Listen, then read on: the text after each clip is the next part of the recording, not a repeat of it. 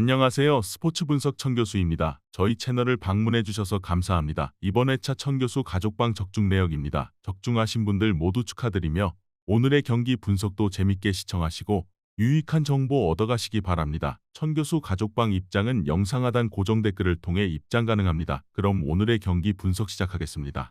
7월 26일 K리그와 미국 축구 5경기 분석 시작하겠습니다. 첫 번째로 제주FC 대 울산현대 경기 알아보겠습니다. 먼저 제주는 부상자가 너무 많은 상황이다.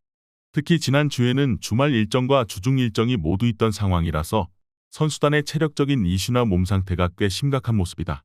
김학범 감독의 플레이 스타일이 상당한 활동량 기반이라는 점을 감안해야 하나 부상 병동인 시절에는 내려앉는 식으로 이를 해결하려는 시도를 꽤 하기도 했다. 울산을 상대로는 어느 정도 팀적인 압박보다는 존 프레싱 형태로 나올 가능성이 높아 보인다. 이어서 울산의 문제는 상대가 수비적인 운영을 할 때의 대응이다.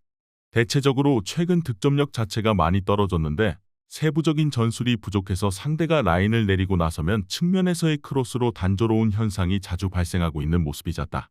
그나마 주도하는 스타일을 유지하고 있고 수비형 미드필더의 원두재와 정우영이 합류해서 삼선 문제를 해결한 것은 다행이라고 할 수 있겠다. 제주가 부상이 잦은 상황에서는 상당히 실리적이고 수비적인 운영을 시도하는 것도 사실이다. 문제는 울산이 상대가 이런 양상을 보여주게 된다면 유자 빌드업이 이어지면서 답답한 형국의 내용이 자주 나오는 것이 관찰되고 있다. 그나마 후반기에 삼선을 보강해서 수비적인 역량을 올린 것은 다행이라고 볼 수는 있겠다. 울산이 근소하게 우위를 점할 것으로 보인다. 이번 경기 울산현대 승을 추천합니다. 핸디 언어버 및 최종 조합은 고정 댓글 링크를 통해 가족방에서 확인해주세요. 두 번째로 강원FC 대 전북현대 경기 알아보겠습니다. 먼저 최근에는 강원이 전북 상대로는 3연승을 달리고 있다.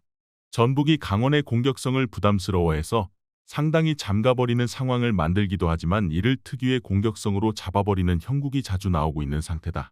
물론 강한 압박으로 전북의 빌드업을 방해하는 상황을 만드는 것도 보여주기도 하는데 이 상태에서는 늘 체력적인 부담을 느끼는 편이다.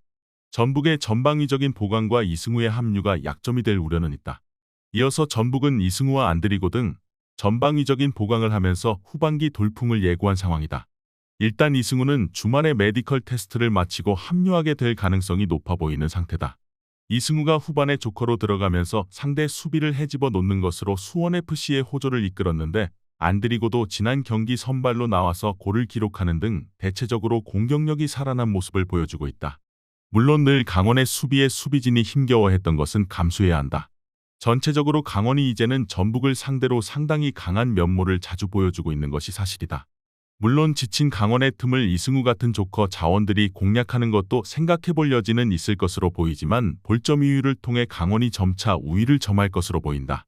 이번 경기 강원FC 승을 추천합니다. 핸디 언어버 및 최종 조합은 고정 댓글 링크를 통해 가족방에서 확인해주세요. 경기 분석 잘 보고 오셨나요? 다음 경기 분석 보시기 전에 천교수 가족방 입장하시는 법 안내해드리도록 하겠습니다. 첫 번째로 영상 하단 댓글을 클릭해주세요. 두 번째로 링크를 클릭하신 후 세 번째로 채팅 참여하기 클릭하셔서 문의 주시고 답장 기다려주시면 됩니다. 남은 영상 유익한 정보 얻어가시길 바라며 이어서 다음 경기 분석 시작하겠습니다. 세 번째로 애틀랜타 대 DC 유나이티드 경기 알아보겠습니다. 먼저 애틀랜타의 공세가 상당히 정교함을 잃은 상황으로 볼 수 있다. 애틀랜타의 현재 수비진의 콥과 와일리가 이탈하면서 수비적으로 안정감을 먼저 생각해야 하는 상태이기 때문이다.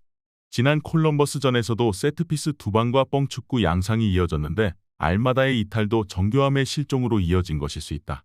이 형국에서는 공격적인 팀들을 상대로는 배후 공간 공략에 성공하면서 이득을 볼 수 있는 상황이라고 보이나 DC 유나이티드의 플랜도 꽤 직선적인 편이라는 건 감안해야 한다. 이어서 DC 유나이티드의 플레이도 애틀랜타와 상당히 비슷한 편이다. 벤테케를 대상으로 뻥 차주는 것 이외에는 그다지 효율적으로 공세가 이어지는 상황은 적은 편이다. 물론 이것이 잘 통한다면 가까운 곳에서 이어지는 슈팅으로 효율을 높이는 것으로 이어지기도 하지만 올 시즌 DC 유나이티드의 플레이는 공격 효율이 늘 하위권이다. 대신 후방에 숫자를 많이 두면서 상대의 직선적인 공세에 대응은 될 것 같긴 한데 수비적인 내슈빌 상대로도 2대1로 어느 정도 제 몫을 했다. 대체적으로 애틀랜타가 시스템적인 변화나 알마다의 이탈 등 플레이 스타일이 뻥축구로 이어질 가능성이 없지는 않다고 본다. DC 유나이티드도 후방에 상당히 인원을 많이 두는 실정이라 이 단순한 전개에는 대응이 어느 정도는 될 듯한 상태다. 물론 DC 유나이티드의 플레이도 공격 효율에서는 늘 문제가 없지는 않다. 이번 경기 무승부를 추천합니다. 핸디 언어버 및 최종 조합은 고정 댓글 링크를 통해 가족방에서 확인해주세요. 네 번째로 올랜도 시티 대 몽레알 경기 알아보겠습니다. 먼저 올랜도는 대체적으로 측면을 공략하는 것으로 상대의 배후를 공략하는 것을 선호하는 편이다. 다만 몽레알이 라인을 내리고 상당히 버티는 상태에서는 올랜도 역시 뚜렷한 화력을 잘 보여주지 못했던 것은 사실이기도 하다. 올 시즌 홈에서도 0대 0으로 비겼는데 60%가 넘는 점유를 가져갔음에도 결국 0대의 낮은 기대 득점을 기록한 것이 아쉬움으로 남았다고 할 수 있었다. 이어서 대체적으로 몽레알이 역습 상황에서는 힘을 얻기도 하는 편이다. 물론 수비적인 난조가 꽤 심한 편이기는 하더라도 올 시즌 올랜도를 상대로 이무를 기록하는 등 올랜도를 상당히 잘 상대했던 편이기도 했다. 실점이 나온다고 해서 이브라힘이나 마르티네즈가 보여주는 화력이 만만한 팀이라고 보기도 어렵다. 올랜도와도 꽤 승부가 되는 유형의 팀이라고 보는 것이 합당할 것으로 보고 있다. 올랜도가 상당히 몽레알을 상대하는 상황에서는 고전하는 양상이 꽤 잦은 편이다. 상대가 라인을 내려버리고 플레이를 하는 형국에서는 올랜도가 상당히 배후 공간 침투에 애를 먹는 성향도 있는 편이다. 물론 몽레알의 수비가 아주 견고한 편이라고 하기는 어렵기는 하나 역습의 효율을 무시하기 어려운 성향인 것도 사실이다. 올랜도가 근소하게 우위를 점할 것으로 보인다. 이번 경기 올랜도 시티 승을 추천합니다. 핸디 언어버 및 최종 조합은 고정 댓글 링크를 통해 가족방에서 확인해주세요. 경기 분석 잘 보고 오셨나요? 다음 경기 분석 보시기 전에 천교수 가족방 입장하시는 법 안내해드리도록 하겠습니다. 첫 번째로 영상 하단 댓글을 클릭해주세요. 두 번째로 링크를 클릭하신 후 세 번째로 채팅 참여하기 클릭하셔서 문의 주시고 답장 기다려주시면 됩니다. 남은 영상 유익한 정보 얻어가시길 바라며 이어서 다음 경기 분석 시작하겠습니다. 마지막으로 시애틀 대 미네소타 경기 알아보겠습니다. 먼저 시애틀이 미네소타 상대로는 매우 강했다. 특히 미네소타가 공을 소유한 상황에서 시애틀이 특유의 끈끈함을 가지고 이를 수비한 다음에 이를 저격하는 것으로 재미를 보고 있다. 시애틀이 상대가 내려앉는 상황에서도 데라베가 같은 1대1 상황에서 강한 팀들에게는 강점을 보이기도 하는 편이고 지난 경기에서도 로스앤젤레스를 상대로 한 점 후반대의 기대 득점을 올렸다.